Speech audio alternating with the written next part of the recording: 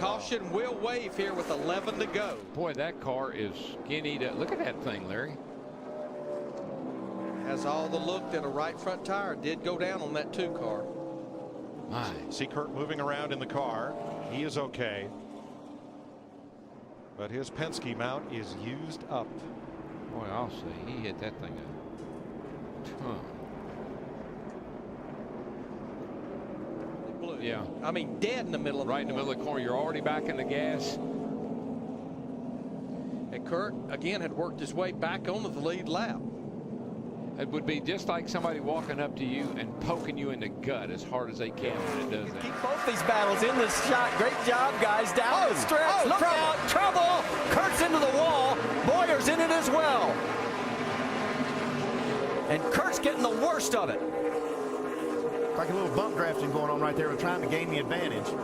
Looked like the 48 got into the back of him a little bit. Boy, he almost came back out onto the track right there. And there is the view as Kurt takes the wheel off. Man, look at this car. Oh, man. Further back, Elliott Sadler. And look at this. Gosh. The engine is out of this thing. Oh, my God. 38 was right on the 2. Looks like he might have got into him a little hard and turned him. Yeah, he was trying to help him pass this 33 car from Boyer, but yeah, that went bad there. That's a hard lick at 180 miles an hour. You know, and then Boyer tags Kurt Busch. There's where the front wheel came from, maybe off of this 2 car. Yeah, there it comes loose. And then Kurt takes a pretty hard lick here on this inside wall. We've been talking about the safety, you know, or lack thereof, on this back straightaway at this track. I mean, it's, you know, the grass is kind of a situation that's really hard to deal with when you have these cars getting off into it. It was a situation that track officials were addressing this weekend. They're talking about putting catch. Backed up into the second pack. It's a 4-horse race out of turn 2. Spin down the back straightaway, and it's Kurt Busch. And Kurt Busch falls back into the clutches of Clint Boyer. Yeah, Boyer got in the back of him there and turned him around. Busch lost his momentum coming off the corner. Boyer and everybody else still had theirs. Yeah, that's unfortunate. Kurt did a nice job. The night car was running well, top 11 there. That's a hard hit on that inside wall. And thank goodness for safer barriers there. Whoa, here goes Stewart around into Biffle. Tony Stewart goes around. And caution waves yet again. More cars. Kurt Busch and Greg Biffle, a hard hit there. And the answer to your question before that restart? No. I guess we get the inside wall hard. Greg Biffle pounded the inside wall, but he wants to drive it home. Kurt Busch will not be so fortunate, I don't think. Darrell, did it look like the way that the 14 Tony Stewart went across the front of the 18, he just got loose right there? It did, Larry. I'm not sure they made contact, but the air off of the 16 is what sucked the 14 around, and that is an incredibly hard hit. My gosh, I'm glad. Oh, and then here comes neither could control their car, and I don't think either one could see. Car hard in the wall, Kurt Busch. Oh, no. Kurt looked like he might have been turned. That thing just went straight on into the outside wall. Oh, yeah, look at it step out. Yeah, wow, big time. Straightened Jimmy out, and he kept going, but unfortunately it was at the expense of the 41 of Kurt Busch. Did you see that 48 car, though? He was going to spin out. Riding with Kurt Busch.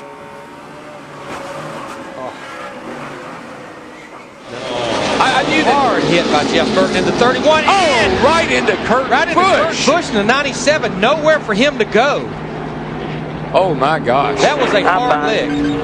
That was Jeff Burton saying he was fine. A head-on between Burton and Kurt Busch. Well, you see Busch is steering the car to a stop. That was a heavy lick. Yeah, I'm okay. I'm all right. Oh, boy, listen to that. Listen to the so dejected. I was just going to mention the fact that he had gotten his car straightened out. He was in pretty good shape, sitting there running in 6th spot. Well, his bid, Kurt Busch, has bid for 4 wins in a row in the spring race. It pretty much ends here on lap 361. And Jeff Burton, except for that cut tire, he had a You see Jimmy Johnson, he gets down under Jeff Burton, and he just washes up into him. And this right here, just right up in front of, what a nose lick. to nose. Now at that time, Busch is still traveling over 100 miles an hour. You heard the spotter tell me he's inside. Uh-oh, don't look.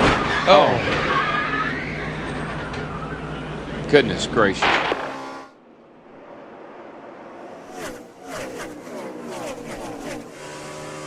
Well, you get Matt Kenseth the outside on a restart. Oh, Kurt Busch. He had a tire go down earlier, fell back off the lead lap, and now.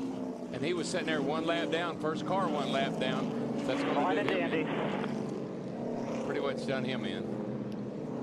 Car that led 107 laps in the early going of this race. I think they just adjusted themselves right out of the ball game, looked to me like. 10-4 with the in the garage. That thing's.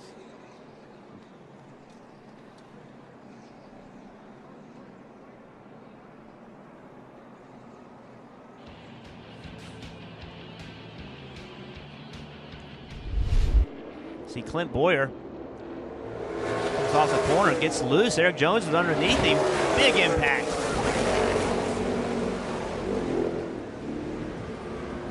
It was around the 14th position.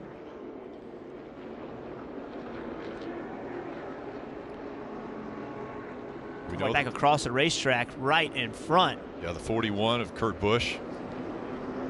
Big impact. There was a car in front of Clint that got loose. Yes. But that saved it. And that's what drew my attention away from Clint Boyer. But if you look right behind that car, that's where the 14 actually loses control. Yeah, I believe it's Paul Menard that got loose. Wow.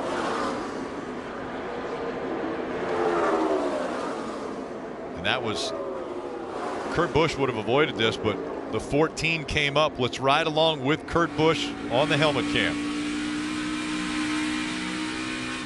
You see him crashing down. Crash test coming up. He's coming up. Coming in the middle.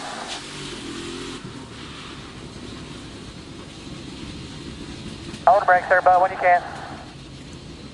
Seen that too many times, Rick. That's wow. As real as it gets. Big impact. Shoots Boyer back. Oh, we got a crash. 48 goes around. The big one happening. The one's upside down. Kurt Busch climbed all over the top of the 41 of Custer. The 2 is around. Playoff contenders involved. Kurt Busch won a week ago. He's safe into the round of 8. Everyone else is still fighting for points and positions. The 62, Brendan Gaughan, his final NASCAR race was taking place, and he has severe damage to that car. You see the one, Kurt Busch got up and on top of the 41 of Cole Custer. Yeah, I'm good.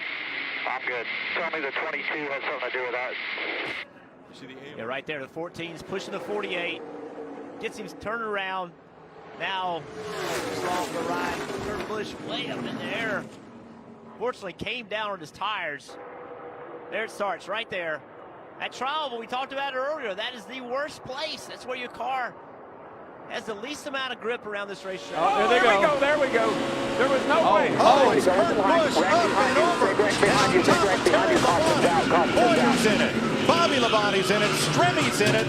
Jeff Gordon down to the ground. Nothing else coming from behind you. And Kurt Busch went over and over. Boyer, McMurray. They're just, guys, I'm with Denny. And, you know, having been in these situations several times, there's no way you can race that way and make it. And for the 6th time in 7 Talladega races, a pileup in the last 8 laps. Look at Ryan Newman's wrecked race car. He's dropped the window net assigned somewhere. That's Regan Smith in the middle and Yaley up top. Right here, the 51 car, Owen Stenhouse squeezes to the outside. And that's Yaley in the 36. And that shoved Yaley down. And look at that 78 car upside down and then lands on top of Ryan Newman's 39 car. Bobby Labonte involved. So it was Stenhouse, the rookie, trying to go 4 wide on the outside, running out of room with his number 17. Yeah, and running out of time. I mean, he's desperate, and you see the 36 move down just a little bit, and Yaley and Stenhouse thought he could squeeze by on the next to the wall, and he just couldn't make it. And this kid's ugly. Watch his thing. Right on top of Ryan Newman. Hadn't Ryan Newman had cars on top of him before here? I think the 2009 race. I think you're right. Brad Keselowski and Carl Edwards coming to the checkered flag. Boyer's 15 comes up, clogs the track. Both Labonte brothers involved. Stremme. Jamie Remember those